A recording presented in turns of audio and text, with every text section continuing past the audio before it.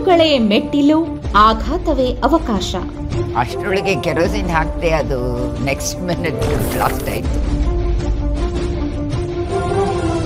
ದೇಶದ ಅತ್ಯಂತ ಜನಪ್ರಿಯ plastic surgeon.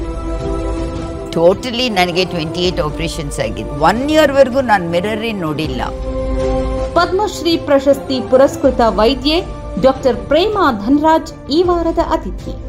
Our looks is not important. Correct. There is life even after burns. There's only one chance. There's only one life. God only plans our life, and His plan is always the best. ತಪ್ಪದೇ ವೀಕ್ಷಿಸಿ. ಇದೇ July 12ರಂದು ಶುಕ್ರವಾರ ರಾತ್ರಿ 8 ಗಂಟೆಗೆ, ಮರುಪ್ರಸಾರ ಇದೇ July 14ರಂದು ಭಾನುವಾರ ಮಧ್ಯಾಹ್ನ 3 ಗಂಟೆಗೆ ನಿಮ್ಮ ನೆಚ್ಚಿನ ಚಂದನ ವಾಹಿನಿಯಲ್ಲಿ.